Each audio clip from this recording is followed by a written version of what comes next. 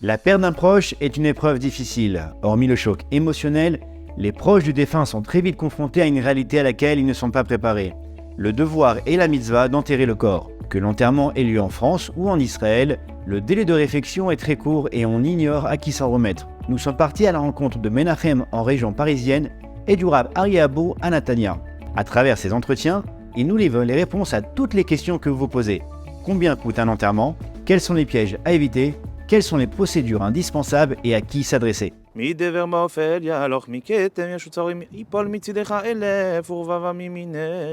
Concrètement, quand une personne perd un proche à l'hôpital ou à la maison, qui elle doit appeler en premier? C'est quoi les premières démarches à faire? La première chose à faire, c'est d'appeler les pompes funèbres. Parce qu'ils seront à même de pouvoir expliquer à la famille quelle démarche il faut suivre. Appeler un médecin, appeler un rabbin pour qu'il vienne faire les prières tout de suite, commencer les télim, allumer une bougie, ouvrir la fenêtre. Il y a beaucoup de choses à faire, et religieusement et administrativement. Et le point le plus important à savoir pour une famille, c'est d'avoir des documents, au moment où ça arrive, qui vont permettre d'accélérer le processus. Le document le plus important, c'est le livret de famille, ou à défaut un extrait d'acte de naissance. Alors, Menachem, combien ça coûte pour une famille, combien ça coûte d'enterrer un proche aujourd'hui en France? Un enterrement en France, aujourd'hui, ça coûte, on va dire, entre 4 000 et 8 000 euros. Alors ça comprend quoi? 4 000, on passe du simple au double. Ça va dépendre de ce que la famille a choisi, ça va dépendre de la durée de la concession, ça va dépendre de si la famille souhaite faire poser la pierre tombale rapidement ou réfléchir après, ça va dépendre de si un décès a lieu dans une maison, alors des fois le corps reste à la maison, mais s'il a lieu dans un hôpital, souvent les familles nous demandent de transférer les corps dans un funérarium où ils pourront veiller le défunt toute la nuit, parce que dans les hôpitaux c'est fermé la nuit, mais ça va comprendre le cercueil, un cercueil basique, comme la lacha nous le stipule, la loi juive, le rabbin, la toilette rituelle, la neige carbonique si c'est un retour au domicile, les frais de funérarium, le corbillard, les porteurs si besoin, et bien sûr la préparation de l'inhumation au cimetière même.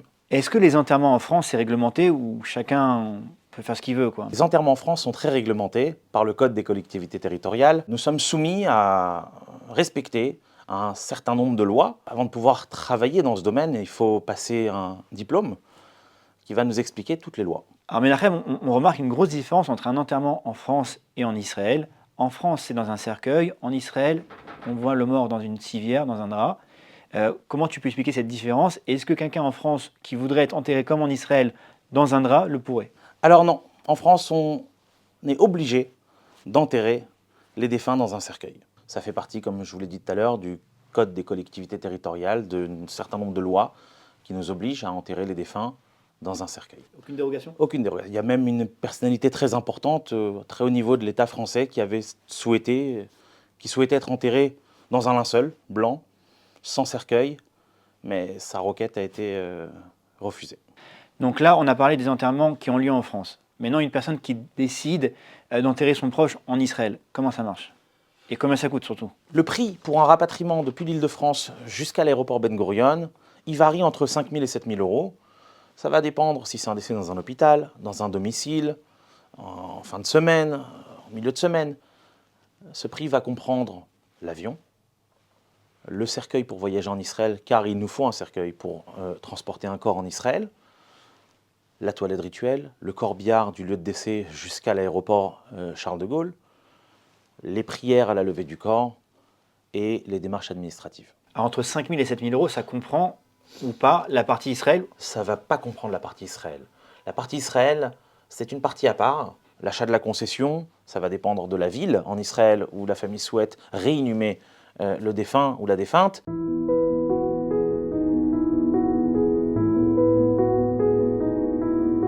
Alors là, on a parlé d'une personne qui vient de décéder en France, qui va être enterrée en France ou être amenée en Israël. Maintenant, une personne qui est déjà enterrée en France et qu'on veut ramener en Israël, comment ça marche? Le process n'est pas du tout le même. Le process est très différent, il est un peu plus long. Le prix, c'est à peu près le même. Ça va être entre 6 000 et 7 000 euros pour un défunt, pour le ramener de France jusqu'à l'aéroport Ben Gurion. Le point très important, c'est permis d'exhumer un défunt pour le ramener en Eretz Israël, c'est permis d'exhumer un défunt pour le sortir d'un carré non juif et le ramener dans un carré juif. Et je conseille à toutes les familles qui ont ce projet de ramener un proche qui a été enterré en France depuis 1 an, 2 ans, 10 ans, 15 ans, 20 ans ou plus, peu importe, de faire appel à des personnes compétentes. Il faut que ça soit fait de façon très très méticuleuse. Très très méticuleuse. Dans le monde, il y a très peu de personnes qui connaissent les lois et la technique pour les exhumations, qui sont vraiment très très minutieuses, et il faut se mettre en contact avec des professionnels, des personnes qui connaissent exactement au niveau religieux et technique comment faire des exhumations. En France, il existe quelques personnes qui ont été formées par Zaka en Israël, qui sont venues en France pour former certaines personnes à procéder aux exhumations, à les faire selon la halakha, selon la loi juive. Il y a un point à savoir, c'est qu'il va falloir l'accord de tous les enfants pour pouvoir déplacer un défunt de France en Israël. S'il y a une chose que je peux vous dire par rapport au respect qu'on doit avoir vis-à-vis, pas que du défunt qu'on vient exhumer, mais même les autres défunts, lorsqu'on ouvre une sépulture pour exhumer un défunt, alors il y a une prière qu'on fait, on demande pardon au défunt, en mentionnant son prénom et le prénom de ses parents, et on demande pardon à la tombe de droite et à la tombe de gauche, qu'on leur enlève leurs voisins. Il existe en France un problème de saturation dans les cimetières, particulièrement dans les cimetières parisiens. Il faut donc être vigilant sur le lieu de sépulture qu'on choisira. 3 choses auxquelles il faut faire attention lorsqu'on s'occupe des obsèques d'un proche. La première, c'est de vérifier que le cimetière qu'on a choisi propose des concessions dans des carrés confessionnels. La deuxième, c'est de s'assurer de la pérennité et de la durée de la concession. Même si on doit prendre une concession de 30 ans pour des raisons financières, dire et faire savoir à nos proches, faire savoir aux enfants qu'il y a une concession où le grand-père est enterré ou la grand-mère, qu'il faudra être amené à renouveler un jour, ou dès que possible en perpétuel si le cimetière le propose. Et la troisième chose qui est très importante, dans les cimetières en France, on fait très attention à ce qu'une concession ne soit pas à l'abandon. Une concession à l'abandon, c'est une concession qui n'est pas nettoyée, où les joints ne sont pas refaits, ou qui n'est pas visitée. C'est important de toujours entretenir la sépulture pour qu'elle soit jamais considérée comme une concession à l'abandon. Parce que si une concession est considérée comme à l'abandon, elle peut, dans certains cas, être sous le coup d'une reprise administrative par le cimetière. J'ai déjà entendu un grand rabbin, qui m'a fait part qu'un jour il est parti pèleriner la tombe de ses arrière-grands-parents dans un cimetière en France, un cimetière communal, et quand il est arrivé, il a eu le choc d'apprendre que ses arrière-grands-parents avaient été exhumés par le cimetière. Dans le règlement intérieur du cimetière, lorsqu'une personne achète une concession, elle signe également pour le fait que si la concession n'est pas renouvelée, le cimetière a le droit, dans certains cas, d'exhumer le défunt pour le mettre dans un ossuaire. Et lorsque c'est le cas, c'est très très très difficile après de pouvoir récupérer les ossements de ces défunts pour les réenterrer dans une sépulture familiale ou les ramener même en Israël.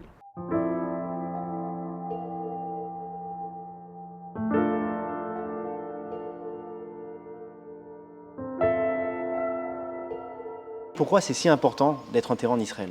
Le premier point, c'est que les premières personnes à se relever au moment de la résurrection des morts, ce seront les gens qui sont en Eretz Israël, en particulier les gens de Jérusalem. Eretz Israël purifie des fautes, et donc, étant donné qu'on est purifié, on se redresse beaucoup plus vite au moment de la résurrection des morts. Combien ça coûte aujourd'hui de se faire enterrer en Israël? Alors, on a aussi un problème de place en Israël, et donc il y a un marché d'offre de la demande. Alors, un emplacement en Israël, pour une personne, c'est entre 3 000 et 15 000 euros. Forcément, on a l'obligation de prendre 2 places, étant donné que le ministère de la Santé n'autorise plus les enterrements pour une seule personne à un endroit. Et donc, le prix qu'il va falloir débourser, c'est de 6 000 à 30 000 euros pour pouvoir s'assurer. La deuxième place étant réservée effectivement pour la personne qui reste en vie et dont on aura besoin à 120 ans. Une personne qui n'est pas mariée, qui va être enterrée seule, doit payer tout simplement 2 places alors? Oui, et en général, on va inscrire un de ses enfants pour pouvoir protéger la deuxième place. Autrement, sachez que ce sera une personne qui ne fait pas partie de la famille qui sera enterrée au-dessus. Donc une personne qui n'a pas de famille, qui veut acheter un emplacement, plus tard, il y aura un étranger qui viendra avec elle. Effectivement. C'est une obligation du ministère de la Santé, étant donné que les cimetières arrivent aussi à saturation en Israël. Et au niveau de la loi juive, ça pose pas de problème qu'une personne d'une autre famille soit enterrée avec... Non, aucun.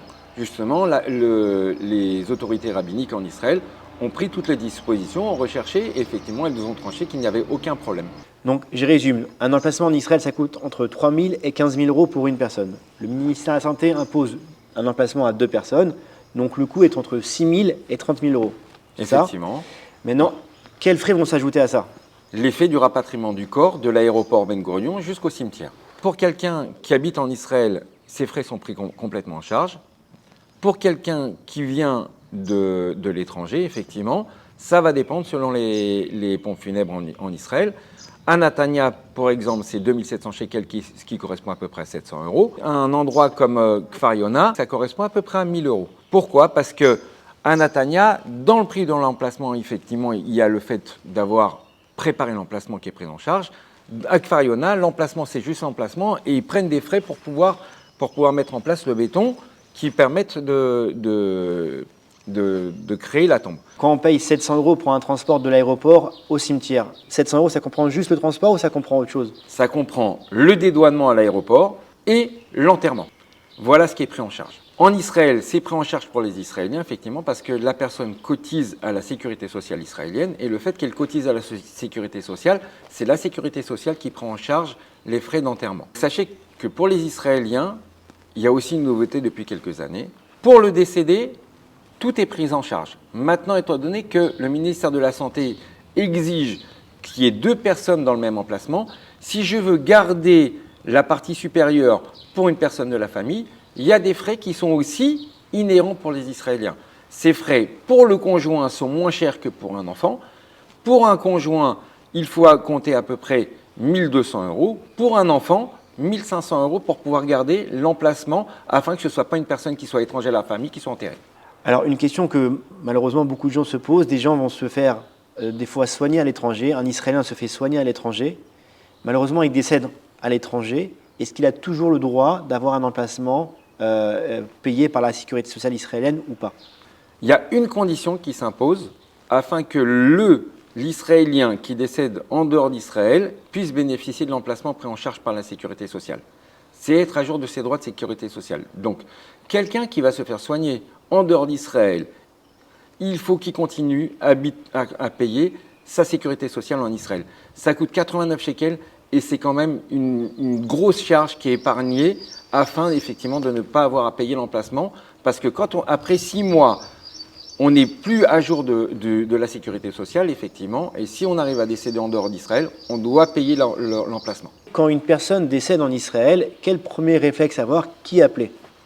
Alors, quand la personne décède à l'hôpital, au sein de l'hôpital, il y a un service qui s'occupe effectivement de contacter les pompes funèbres locales afin de pouvoir s'occuper du corps.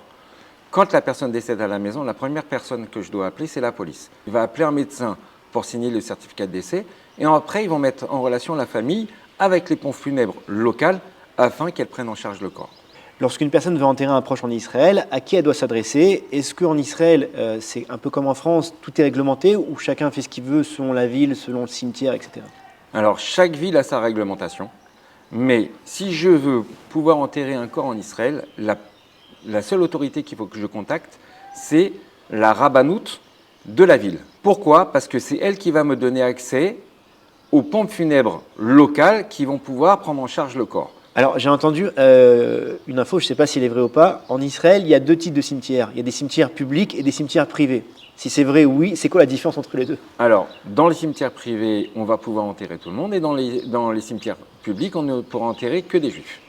Donc, afin de savoir dans quel type de cimetière je vais pouvoir rapatrier mon corps, je vais devoir téléphoner à la rabbanout locale qui va me mettre en relation avec la Chevra Kadisha adéquate dans le cadre de ma situation. Si je ne parle pas hébreu, je suis en France, je ne parle pas hébreu, effectivement, sachez que dans toutes les rabbanouyot maintenant, la plupart des rabbanouyot en Israël, il y a un correspondant francophone qui est là pour pouvoir les accompagner.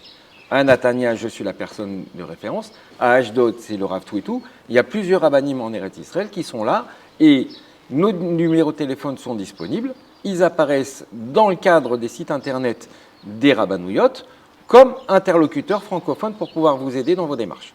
Vous avez aussi la possibilité de contacter Torah Box, effectivement, qui vous orientera vers les rabbinim compétents pour pouvoir vous accompagner.